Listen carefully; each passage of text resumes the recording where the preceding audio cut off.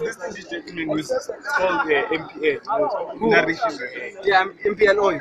Yeah, it nourishes your hair. Yeah, that's the problem. Is MPL oil natural or not?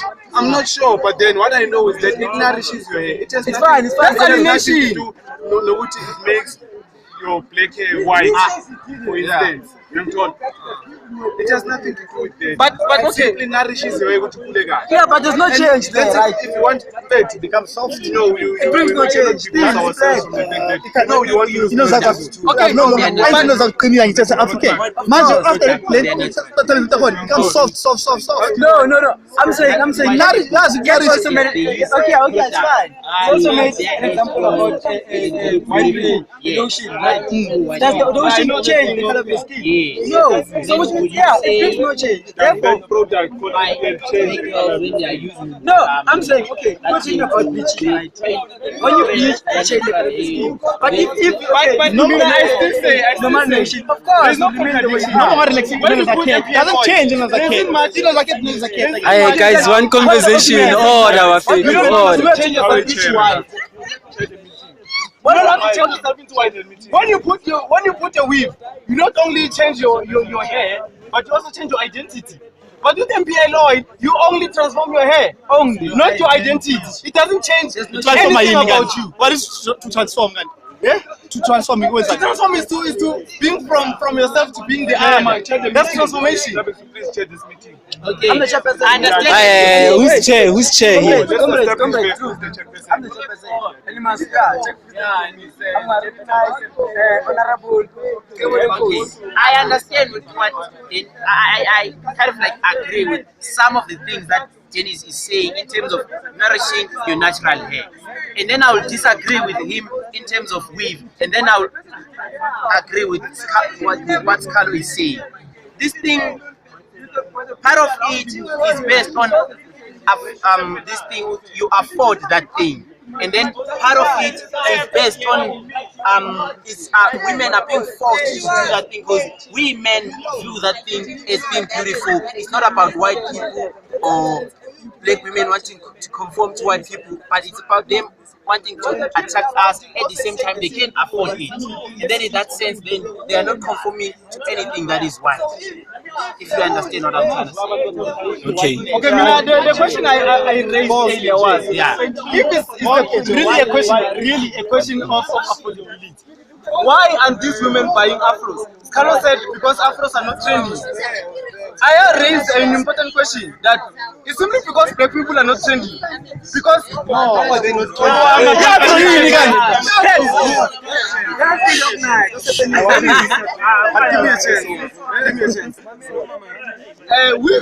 Wigs are trendy. Whether we like it or not. The favorite of Beyonce. Yes, she has bleached her skin. She's wearing weaves. Right? Who is that figure which is idolized by everyone, which is wearing My point exists. which has really dark skin? We have this girl advertising Amarul. She is being mocked rather than being celebrated because of her darkness. So it's not a matter of affordability. It's a matter of you wanting to in fact, it's not you wanting to conform. It's you already being the information that was imparted, the values that were imparted in you have coerced you to conform to the system. The white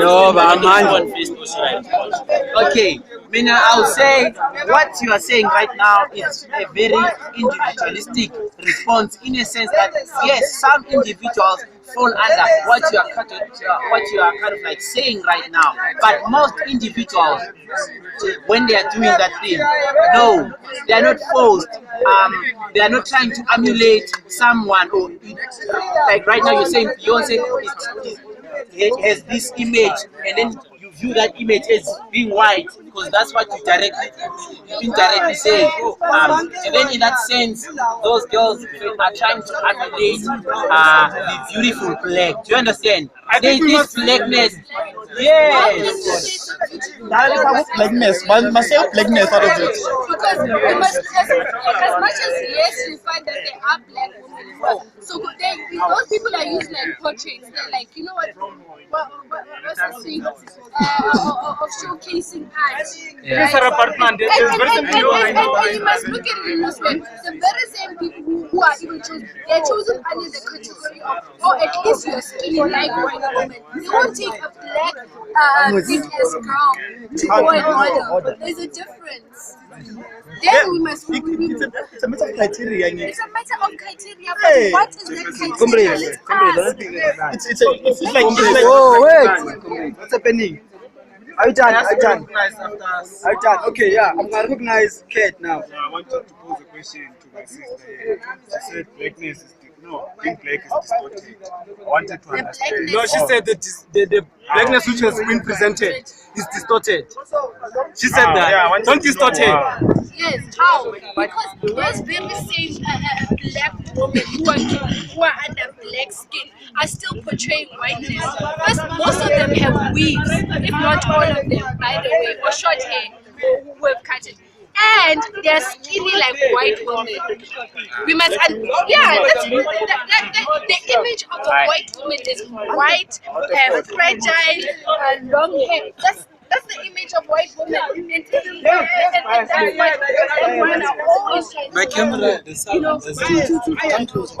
align themselves with. So as much as you can say that it is a black woman there, Whatever you are embracing, it's not something that we can actually run away from. It's there. I want us to understand the idea of cohesion. Who recognized you? What is Comrades, you see what's happening now, comrades. I'm not going to allow this. Kate, you see what you're doing now? Yeah, can you please speak? We need to understand the idea of cohesion.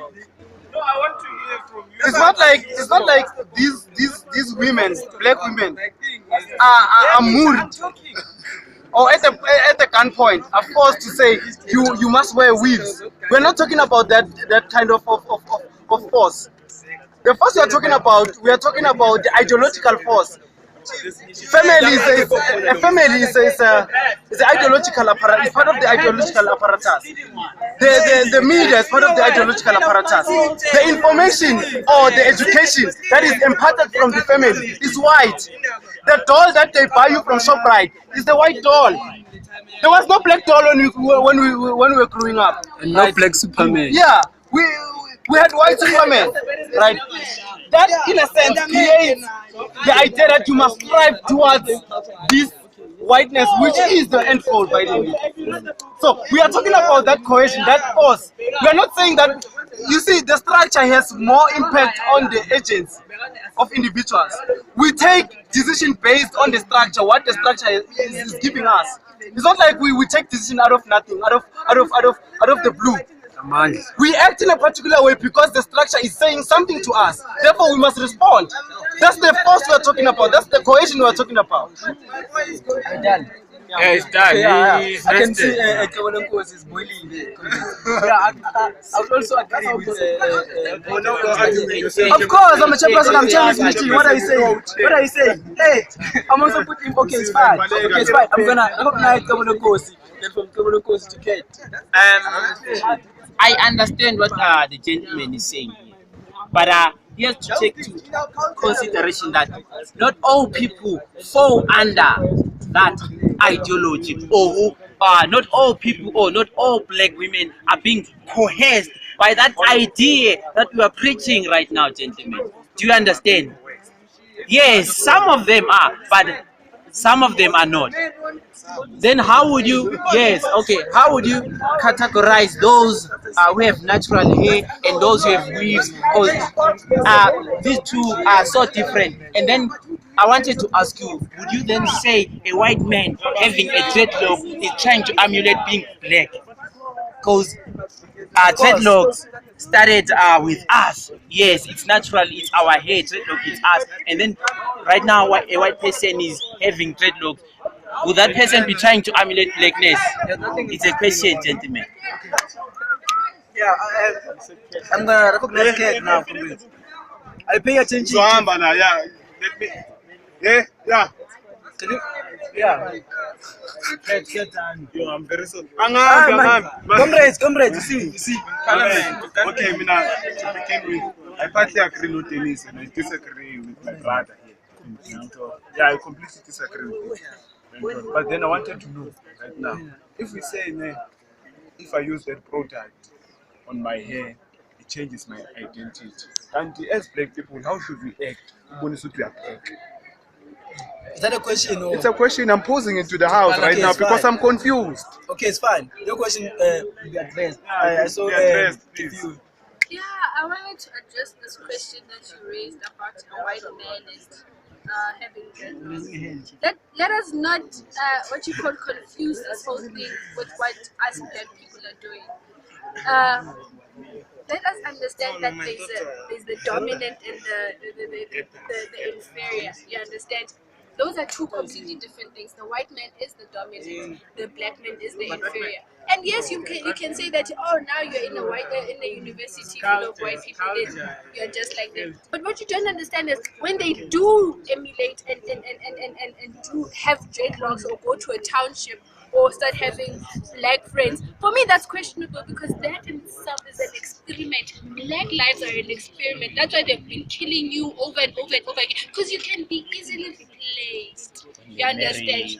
Yeah, when they do have dreadlocks, they're just, it's an experiment to them. You understand? And this is the very same thing, which is it's the same thing that when that black people used to speak about back then, and which is something that we're still talking about right now. So why? There were white people back then who were so-called helping black people, who were fighting for freedom. You understand? Those very same white people, at the end of the day, didn't stay in those townships after those so-called meetings, stay with those blacks. They went to their suburbs. You understand? It was an experiment for them. It happened within those few moments, and then they went back. You understand? So you cannot compare the two. The white man has his comfortable chair where he's sitting, and he can choose tomorrow, like, oh, tomorrow I wanna go tan my skin, I wanna like wear like black people, I wanna have all of these things. It's an experiment. Doesn't mean anything. It doesn't mean anything. But when we do it, it's an act of violence that they have imposed on us. You understand? I'm saying it's a violence because this thing has been enforced on us. With them, nobody's forcing them to do dreadlocks. With us, it's how we perceive beauty. It's how beauty has always been perceived. You understand? Let's not contradict the two. Okay, thank you very much. I'm gonna recognize Mr. Arnold. Yeah, I mean, I want to address now. I think it's an important question that the member of parliament asked. You see, we sit here and pretend to have an idea of what beauty is for the African and what beauty is for the European. There is nothing of that nature in my understanding when you speak relative to people of Africa. We have never lived a life in which we define beauty in specific terms. We did define cultural practices to mean this. We did define what it meant to be a man, what it meant to be a woman. That we did. But now we were introduced by Europe ideas of beauty that were represented in dolls that were white. We cannot question that the Europeans are white. Of course, if they have a conception of what beauty is, it will be something that speaks to their nature, which is whiteness. But we must not be celebrating the idea that there will be an African princess that is spoken of as being beautiful, yet this African princess is white. That, I think, is an insult, because you're saying that we will impose these ideas of beauty as Europeans on you, Africans. And when women of African origin put on makeup and they put on weaves and all that, that is them taking those ideas of beauty of European descent into an African context, which I think in itself is very wrong. Very wrong. I'm done. Okay, thank you very much, comrades. Can I see a round of hands? I can have another house I think we must also address. I want to. Okay, can I? And I also want to speak to what you have said. I mean, the power to colonize is the power to create, right? When you colonize someone, you erase. You erase identity. To instill, you erase identity. You erase culture. You erase everything. You build from scratch. That's colonization. You instill certain ideas, certain perceptions about how those people you have colonized see themselves and how they see you as the other. Right? So the reason why we don't have any point of reference as to what is Afro beauty is simply because that Afro beauty has been erased. That's the power of colonization. That's also why we celebrate our Heritage on Heritage Day. Only then. You're not recognized, if you. And he's talking about African beauty, and African beauty has just arrived. Can you? The reason why we can't make a point of reference to Afro beauty is simply because Afro beauty has been erased from us. It's upon us to kind of like build an identity of what should Afro beauty should be, without making any reference to white beauty, to white conception of beauty. This thing of saying because Beyonce is black, she's wearing weave, therefore she is redefining what beauty is. She is taking from Eurocentric conception of beauty and translating that conception of beauty to make it relevant to us as Africans. That's distortion. It cannot be ours. It's a mixture of something. Right? Ours has to be legitimate, ours has to be pure, ours has to be natural. I think you're done. You also wanted to speak, Scalo. Okay. First of all, I would like to emphasize you can't study special blackness in isolation in terms of whiteness, because you said I cannot compare the two in terms of beauty, black and white. Then if you say I can't study that, then we mustn't compare whatever is being done here with whiteness. And then going back to what you're saying, gentlemen, we have to take into consideration that amongst the white society, beauty has changed, has evolved on its own. You have to understand that thing. What was done in the 80s in terms of white wanting to perceive this idea of beauty or whatsoever is different from what is done in the current or in the contemporary world, world right now. And then when you come to the African context, to us right now, what the practice is in terms of beauty, what we did back then. Yes, some people still do those practices, still apply some products like African umdara in their faces. Yes, I understand. Yes, there are those who use ama weaves trying to emulate being white. I understand that, but not all people fall under that category. You understand? There are people. That's why I disagree with most of you. There are people who keep their natural hair and then they treat it. It's so healthy. They even relax it. Their natural hair. Do you understand? And those people are black. And by the way, it's this.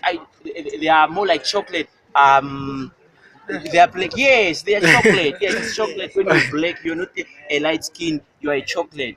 And then they have what a natural hair which is long. In that sense, those people are forced, or they do not even fall under what you say. Not all people fall under that category, gentlemen. I think also, comrades, you must take us serious, comrades. You posed the question and you are still answering the question, then you ran away. Of course, okay, okay. We'll do that after. I saw Kifiwe. You also. Yeah, can we close? You seem to disturb me each and every time, right? And I want to understand. Like I'm trying to understand where you're coming from, but I feel like you're looking at this from, like I said, from just a face value. So this is what you are told, that okay, you relax your hair because it's natural, and it sticks to your hair, then that's what you call natural to you. Understand? There's a lot I want to say to you, but I really have no words. But this is very disturbing. the concept. There's this thing that I believe that there is no such thing as for me.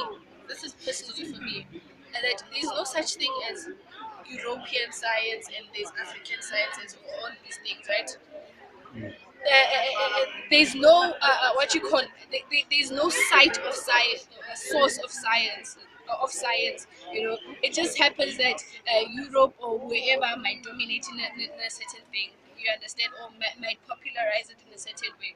So that's why I have a problem with the whole thing of comparison. That's where I'm trying to go. You understand that there's science is science. You understand? It was science the way our traditional grandmothers did it, in terms of them creating medicines in their own way. It's science in the way that white people do it in their labs and all of these things. You understand? It's still science. There's one science, but different methods. You understand? So if probably you're those people who take this whole thing of humanism seriously, then you can say we're all human, but there's white people and there's black people according to the social construct. You understand? But what you don't understand, well, from what I think is that when you're saying that a black person, just because they've relaxed their hair and it's still in their head, then that for them is fine. I find that problematic in a way that the mere fact that that black person is straightening her hair, which is something that's not natural to black people, is a problem. That's what I'm saying. You understand? For white people, it's natural. And yes, beauty has evolved for white people, but there's no beauty that has evolved in whiteness that is somehow that's somehow reflecting or taking something from the black person. You understand? Like I said, they experiment with us. That's why they can do it dreadlocks today and then tomorrow decide to do whatever. Today they're kumbaya, tomorrow they're racist. You know, all of these things. It happens. It's an experiment. They can go to a township right now, go live in a shack, in a very nice shack, and then tomorrow come back to their mansion. Let's not confuse those things. You understand? When I put on a relaxer on my head, it says something that's completely different. Right? I'm not saying that no, this is just my natural. I'm just saying I'm saying that I might be using my hair to do this this whole experiment, but I'm trying to show that I myself, I am just. I'm trying to be like white woman. You understand? I might not say it explicitly, but that's what it means. You understand? I don't know if I've answered you, but Can like, we I feel close? like No, but you can never answer this, man. Comrade, wait. I think it would be injustice not to recognize an African beauty there, comrade.